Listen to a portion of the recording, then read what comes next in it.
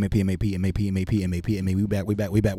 We back. Y'all know we in the movie. Trap band sticking up. Hey. Trap band sticking up.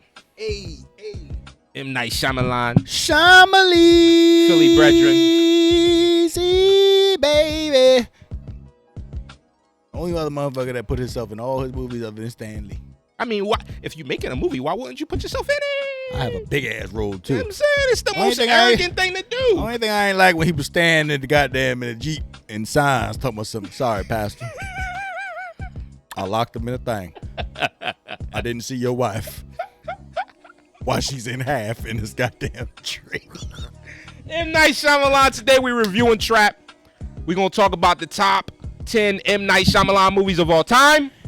But before we get into that, y'all already know what to do. Like, comment, subscribe if you feeling this visit. Hit that notification bell to be in tune to all our videos going forward, yo. I'm Q to die. This is Numbo McGee, Busy Biz. Without further ado, enjoy the show.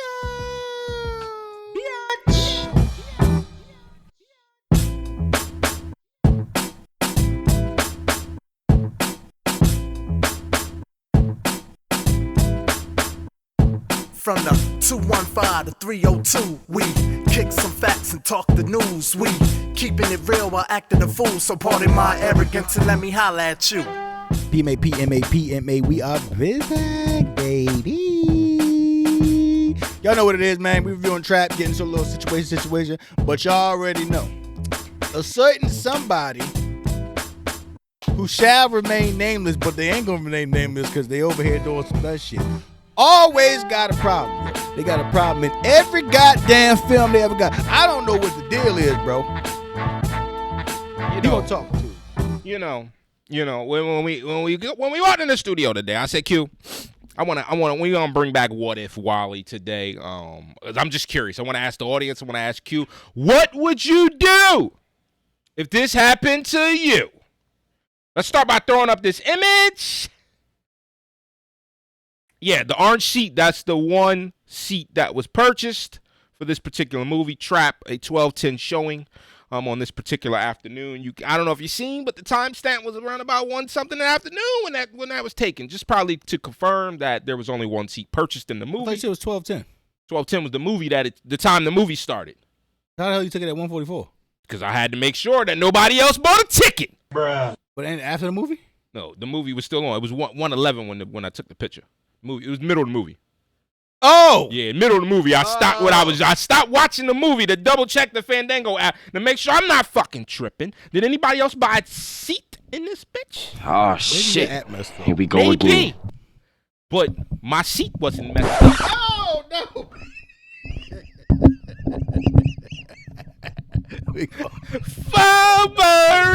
Faberisky! We gonna cut. We gonna. No, fuck it, yo. We didn't even that bitch in. What the fuck? Well, I Q over there dealing with technical difficulties. I'ma ask you, what would you do, Q, if you bought a movie, you bought a ticket for the first showing of the day, you have been plotting out this theater?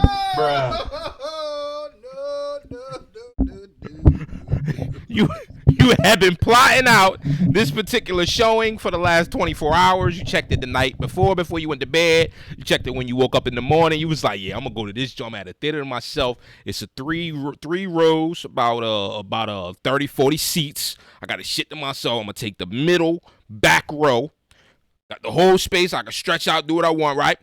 So what would I do? No. We ain't there yet. Why you ain't bring nothing to bust down in there, bro? Yet. Right before the movie. Bop, bop, bop. Let's enjoy. Well, y'all know how I do. Maybe should I show these pictures of my spread for this particular movie? Yeah, put it up. Why not? I take a lunchbox to the theater and shit when I go. It's pre-packed. Got my J, got my nanas, my home bakes. You know what I mean? A little water on the ice pack.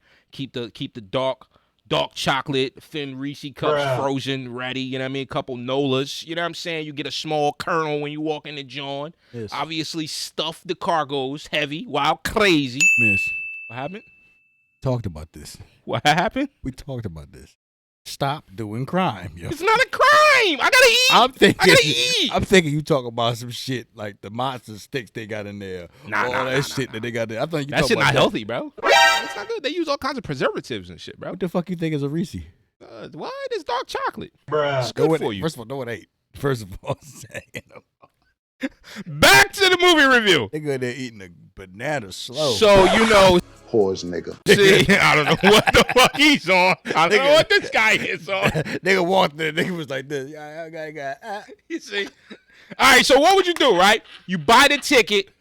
You take your smoke break before you go in the theater. You set. You mentally ready. I ain't poisoning my body, yo. Hey, all right, to each its own, right? You ready to go and vibe out. You walk in the theater with your kernels, your pockets full of all kinds of snackage. And when you turn, you're expecting you got the theater to yourself. And you know you got the back row middle seat. But when you turn the corner, you see that there's two golden girls sitting in the back middle row. You take the good, you take the bad. So I walk down. Thank you for being a friend. And as I'm counting the seats, I realize that the golden girls are in my seat and the seat next to it. The question, before we get to what I did, I'm going to ask you, what would you do? A, would you do nothing and move to another seat? B, politely ask the old ladies to move. C, go get a worker to fix the issue. Or D, aggressively ask the ladies to move. What would you do, Q? Well, I want to go get a worker. Wouldn't? Because it's not your thing? Because, no first snitching? of all, telling is cardinal sin number one. We don't do that, right? So that's Second of all, I have snuck into countless movies as an adolescent. Right. And I would hate for somebody that had dined me out. Okay. So that's the neither one. Politeness not going to be there because that's not who I am. So you either A. Other choices, like if there's a plethora of seats open, literally. you could take that potential of you getting in there and somebody bought a ticket late, now you in their seat, and they got to tell you, my man, 2 and 3, get up. This they got a real thing. Aggressive, right? This is a real thing. And now you get into it with them, but then now you are forced to get back into it with them because they are in your seat. So I just go there from the get-go. So you would just go and y'all got to move? That's what you're saying? It'd probably be a little more profanity in there, but yeah. Okay. Well, this is new. So now my rebuttals here. I got a couple A, B, C, D here. So secondly, what would you do next if they do move aggressively? They move aggressively because he said he coming with some profanity. So they like, what the fuck? Boom, boom. I'm sure they get into some type of little verbal. One person, but they move. One person paid for the seat. Possibly or possibly not. Since you say you snuck in the theaters in the past, and we do know from the picture showing that there was only one seat bought. That's what I said. I know for a fact one person bought some shit. Right. So and you were in my paid for seat. Okay. So I'm fully in the right. So they move after a verbal interaction. Luckily, the previews is going. It's gonna be like, yo, like either you move or I'm gonna move you. So what happens when they move, and then you take your seat?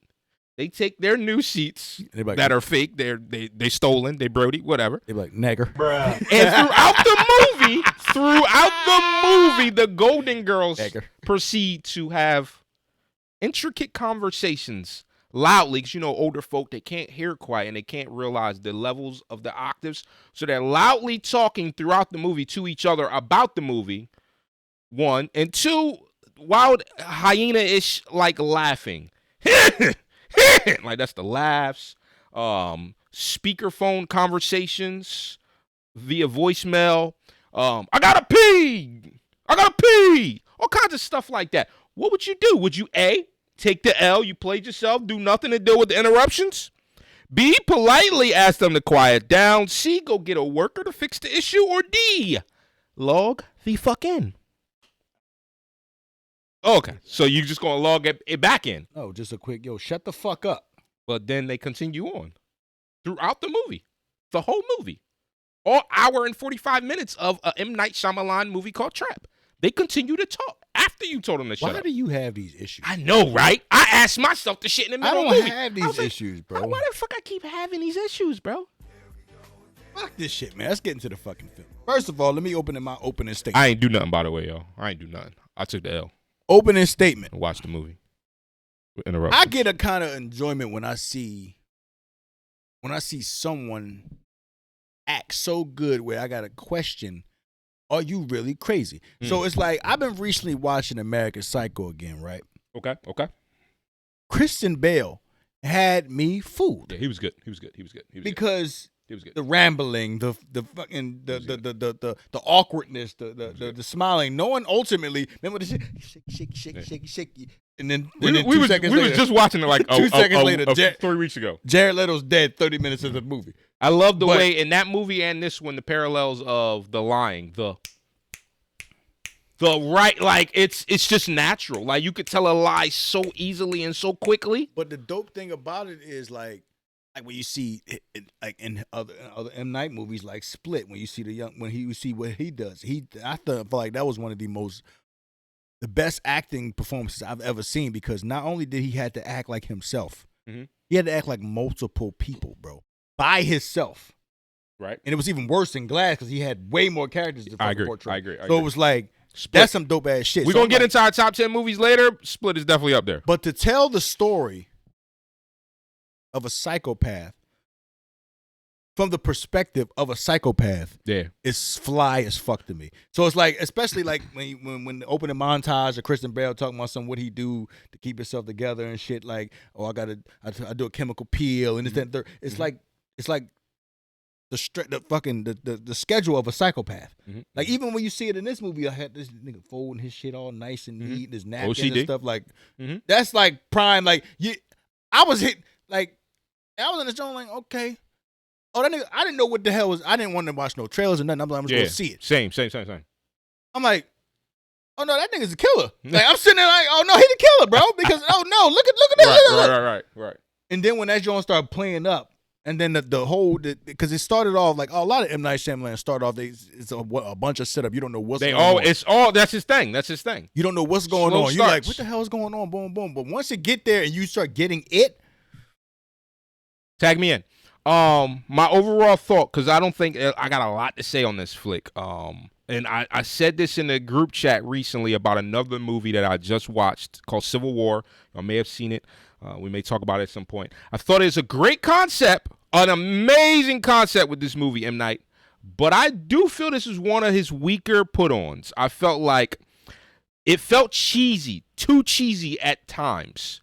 And that's not an M. Night thing. He's never really been the guy that goes with the shit you see in so many other movies. And I started seeing it a little too much in this movie. But the thing was though, I know why he did it. Most of the cheesy shit I had seen was toward the first half. That's what I'm saying. During the first half, it was the slow, but it was showing the anecdotal shit that we see in 2024 of America with teenage girls and boy bands and all, you know what I mean? All of this he's telling stuff. A story. And I get it. That's why I understand it, but unfortunately. But for me, once the shit hit the fan, once he kidnapped the Joan and said, yo, take me home in your limo. Oh, yeah. From there on out, was almost like top tier. Like it was like, I think we split in here. I think it's a little different. It was good. I thought it was good. No, I'm talking about the playful, like you don't know what the fuck is going on. Like this nigga, how many times y'all gonna catch this nigga? But it's like it's only a certain amount of outcomes. It's kind of like law. Remember law-abiding citizens? Right. Like you swore that Gerald Butler was gonna get caught at one point, and he never. Right. He always had some way out around it. Like it was kind of like that play on like, damn, is this nigga gonna get caught? I felt like in movies like Law-Abiding Citizen and other movies with killers, there's always the. But Gerald Butler wasn't really killed. The I don't know who's gonna die element, right? As the viewer. In this movie, I didn't really ever feel like, and I forgot the actor's name. He did a great job playing as the serial killer. That's why he made a lot of movies. I never felt throughout this movie that. Oh, you know, Shorty was his daughter too. His real daughter? The singer. That's M. Night's daughter. That's M. Night's daughter? Yeah. Oh, that's dope. Yeah, that's dope. Her name on the credits is something Shyamalan. That's dope. Yeah. And I mean, M. Night, he the only one in the industry that's doing She did a good job too. She did. I never felt that sense from the killer in this movie that somebody's gonna die. I never felt it. And that's one thing if you're portraying the butcher. He got 10 bodies. You know what I mean? Like at some point you gotta feel like he's gonna kill somebody to fight or flight.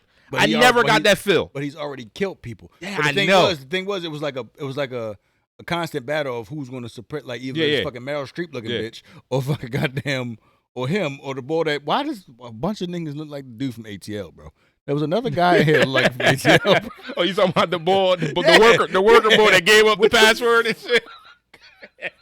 What the fuck? Anyway, thought it was a good movie. I just thought couple points. Good concept, bad delivery. Couple points. Y'all know Q. There's one moment in here. Wouldn't have been me. Oh boy, what was it? Shorty got home, took ball home, and said like, "Oh, I'm gonna catch this nigga." You talking about the singer? Yeah, I'm gonna get this nigga. Yeah. Fuck is you talking about? Yeah. That felt unrealistic, and that's why that was part of the cheesiness that I felt. Bro, it just felt cheesily unrealistic, bro. You there, bro? You got all the information, nigga. Right. I'm going, bro. I'm like this, yo. Real quick, yo. Just dropped off the butcher at the house. Such and such IRS. I'm on my way to the fucking plane, bro. Furthermore, what we talking about? I felt even at the moment she felt like she had to save. At the moment when she got to the can I come to your house? Even at that moment, I was like, oh, it's getting cheesy again, because it's like. Ain't no real motherfucker who know that this is the butcher. I'm about to put myself in harm's way. I know you feel like you gotta save the daughter. No, not the daughter. The young boy that he showed her. Don't nobody look. No real nigga ain't moving like that, bro. I got Jeffrey Dahmer on the hook. Man, get the fuck out of here, bro. I'm going on my way. You go your way. Niggas, like she's a young adolescent girl. But that again, it just every spiritual type. It's a relatability. I'll never relate to the teeny bopper girl thing. I just won't. And I felt like this movie had, and if now that you said that was M. Night's daughter, now that makes even more sense of why the movie felt teenage girl, teeny bopper. I get it now. I totally get it. There was not a lot of gore. No, not at all. Not at all. Yeah, it was not, I don't think it was none at all. None. I didn't see a neck get snapped or nothing, bro. I thought his Wiz about to get. Oh, yeah. Okay. With the cleaver? Yeah, I thought he was going to cleave her. Second thing. What is the incompetence with this police? I thought they was on a bean. Oh, yeah. The whole setup, and I'm like, oh, they going to get this nigga. Right. Oh, he trying every which way to get about it. He done blew up the goddamn fryer machine. Right. He done got all types of stuff that he was trying to get up out of there with. Yeah. And y'all would see me all go had him caught every turn. Yeah. But as soon as he got up out of the arena, yeah, it seemed like y'all couldn't do a competent thing to save y'all goddamn life. If it wasn't for him spinning back, because, crazy. I got to spin back and kill my wife. I have to. Got to. Because a regular killer. Because he was smart. He put it together. Like, oh, this bitch, she dropped a dime on me. But the regular killer would have been going with the wind, bro. I'm like, man, I got away multiple times. I'm going. It's that arrogance a little bit. Like, how dare you? You snitched on me? This was supposed to be till death, shorty. So you knew you knew I was a fucking butcher and shit. Like, you had an idea. Yeah, he was smart. I lived like that about the character. So he going out the back of that police car, right? Yeah. Rappuccini. It's that, and it's M. Night. We've seen what he did with Split, Glass, Unbreakable. There's 100% gonna be a sequel, and it better be better. It 100% has to be better. He going. The show is he gonna get superstar girl because he was on her top. Yo, he was like this, man. He started fiending for her for a little bit. Like, I think first when he seen her, he was like, I want to kill that bitch. Yeah. You seen which the is crazy to me, like the psychopathic mind, like the mind of a killer. Like you see somebody, I'm like, I just gotta kill that person. Yeah. What kind of fucking that's wild. thoughts is that? Bro? That's wild. That's some wild ass shit. But what we're gonna do here is we're gonna rank the M. Night movies, right? Before we rank them, this is personal. This is all speculation. This is all personal opinion. If you got a problem with it, don't care. What's your rating on this movie before we rank them? I think it plays directly into this ranking. For me, I'm gonna rate it by halves, bro. I got rated by half because the first half was like a 4. You can't fucking rate the first half. This is what I'm gonna do, Seven. This nigga. First half is like a 4, bro. Yeah. Second half, about a 7.5. Okay. I feel very, with that. So together, 5.5. Probably like a 6. 5.5. Probably like a 6. 6 is it's no way it's more than a 6. Or like my man Michi say, 6.8. 5.9, 6.1. You know who you is, yo. Let's get into these top. All right, so we got 12 M. Night movies we're going to talk about. We need to get a top 10. I'm going to run through them real quick. Wait, there we go. Remember, because you got to think, before we start, like, this is like a certain thing I get I do when I talk about because when I wasn't an adult seeing some of these movies, right? Facts. I can't grade them. Like it's always the first watch. Always the first watch always is the first like watch. I can if you've got rewatchability, fine. But it's like the first watch is where I cast most of my judgment on. And some of the stuff I seen when I was a kid, and some of the stuff had more of a reaction on me when I was a kid rather than when I was adult. Especially when as an adult, I can analyze movies a little better. So that's why in my rankings, some things that were not as great movies will be higher because of what it did for me as a child. See what I'm saying? I understand that. So all right, so let's go in reverse order of release. So I'm just going to name them out, and then we can obviously reorder. Well, I can go ahead and tell you the first one already. First one is 6th Sense. That's number one? Yeah. That's the number one movie? Yeah. I can agree with that. I can agree with 6th Sense being number one. It's the most iconic. So his most recent movies he made was Trap, Knock at the Cabin, After Earth, Split, Unbreakable Glass, and Old. Those was all his last like 5, 6, 7, 8 years. Yeah. And then you had the older movies he made, Devil, The Happening, The Village, 6th Sense, Signs. 2 of these movies got to go because that's 12 movies. I'm going to tell you right now. Well, After Earth was trash, so that got to go. And I see, my opinion, Knock at the Cabin and Trap has to get booted out of here, and After Earth would stay as the 10th. No. As number. I liked After Earth. No. I liked it. After Earth and The Village got to go. I thought Knock at the Cabin was goofy to me. After Earth and The Village got to go. Nah, bro. The Village was heavy. Bro. Nah, bro. The Village was heavy. Corny, bro. The Village was heavy. Another movie I seen, anybody who's real quick, another movie I seen younger. Right? So that's kind of like I'll have a more of appreciation for the Blair Witch Project now than I probably had then. Bro. Then I wanted to go kick somebody in the chest for something to take. Anybody who's ever lived near or around Amish country of Pennsylvania, Delaware, back roads, then the Village got to hit you a certain way. Us Northeasterners, bro. Nah, the Village was heavy for me, bro. Village is easily like a top 7. Go ahead and put your top 10 up. All right, so my top 10, I think I got 6th Sense as number 1. Devil. Let's go back and forth. All right. 6th Sense is unanimous. 6th Sense is unanimous. My second would probably be Unbreakable. All right. I feel that. And see, and it's for me, Unbreakable, Glass, and Split. They're all right there in the top 5, bro. They're easily his best movies he made, I think. I feel like Glass would be Glass and Split like the same. It is, but Glass was heavier though. I thought Glass had more shit. Yeah, Split was like a whole setup. I just feel like Unbreakable, Split, and Glass, they got to be like bracketed together. Okay, I feel like they got to be bracketed together, 2, bro. 3, 4. 2, 3, 4 is definitely them. Yeah, I'm saying like they got to be bracketed together. The 5th would be the Devil. I like Devil being 5th. Yeah. See, for me, I like Mark Wahlberg and The Happening. The Happening was heavy to me. Nobody care about them dumbass trees, bro. Nobody care about these fucking plants, bro. Fuck out of here, yo. The plants are gonna kill us. Like, fuck. I fucked with The Happening. Fuck out of here, bro. What about Old? How'd you feel about Old? Old was a great concept. Like a lot of his movies, he got great concepts. I think out of the list, Old is the only movie I've only seen once. So that's unique to me. I liked Old, but I don't know why I never watched it again. Because it don't got like once you get it, yeah, like it's weird, like, cool. Because nothing really happened like eerie or actiony. Right. It was just a bunch of trying to figure out what the fuck is going on. Now, once you found out what was going on, okay, that's dope as fuck. I like that, but I don't need to watch it again. Like, you know what I'm saying? I think all of these other M. Night movies, that's the one thing they don't have in common. Every single one of these could come on the TV right now if I was randomly doing nothing, and I would watch it. I changed my mind. Change my mind. Oh boy, nostalgia coming in. 6th Sense is 1. Signs is 2. See, and I felt like Signs was up there, but I don't know if Signs got the same level for me because I watched it 25 years ago. But I saw Signs 15 times. I feel that, but I just don't know if Signs going to hit the same today, bro. You talk about Mark Wahlberg, nigga, Mel Gibson and Joaquin Phoenix, bro. You're right. But what I'm saying is one thing I remember about Signs. And the little young boy. What's the young boy? I don't remember. Who was the young boy in that movie? Yeah, who was he? But he's an actor now, ain't he?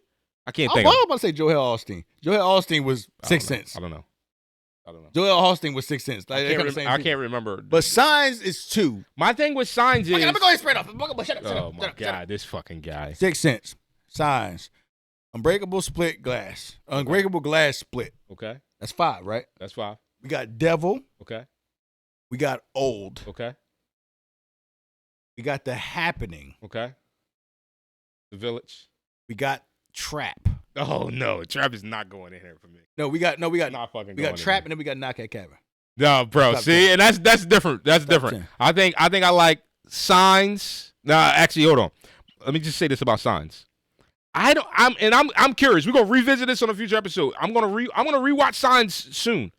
I don't think Signs hit nowhere near currently that it did when it. I think Signs, when I rewatch it, I think Signs drops down the list a lot. I agree with Signs being high on the list right now, just off of what it did, when it did, what it did. It's nostalgia. But I don't think it hits. You can't do that, bro. You can't do that. You cannot say, okay. No, I can watch. I can watch information. I can watch Sixth Sense today and it's still gonna hit because it's Signs not gonna do it, bro. Because Signs Bruce not gonna do Willis, it, bro. Signs not gonna do it. Signs was a banger. Bruce Willis Signs and Joel Osteen was perfect. They played off each other perfectly. Like you said, I think I seen Signs. And you know the double digits. Twist already.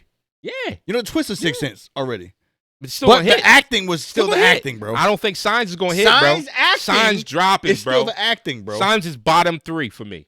What you talking about, yo? That weird ass little boy is stuck the goddamn dog with the fork. I don't know, bro. In the Big Show, I don't know. And to be good, Scary Movie got to make a goddamn spinoff for you. That's it. Signs one. No shot, bro. No shot. Scary Movie. I tell you, PMA reviews is always always goofy as shit. When they came into the shit like this, hey, yo, Block, yo, I told you the Block gonna help us out, yo. And the boy sprayed his. Remember the fucking the sheriff? I remember, bro. I think Trap and Knock at the Cabin gets booted off the list for me. As far as the order, I don't know. I'm going to rewatch Signs and revisit it. I do like Sixth Sense being in the top. I like Split, Glass and Unbreakable being in the top. What the fuck? After Earth was a banger. I challenge Q to Don to rewatch After Earth again.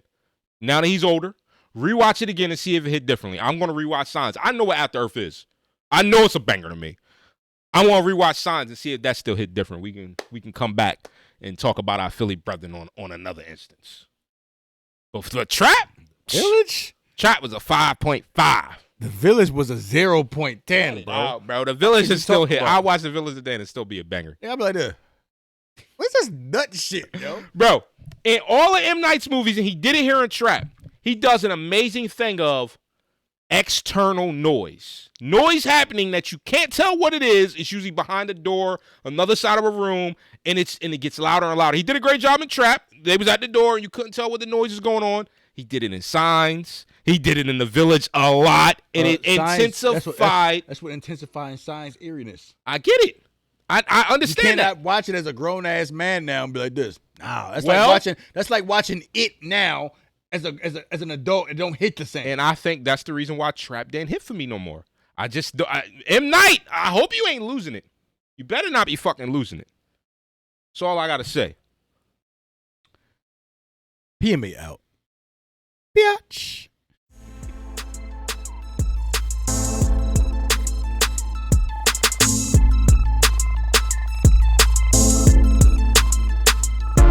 From the 215 to 302, we kicking some facts and talking the news. We keeping it real while acting a fool. So pardon my arrogance and let me holla at you.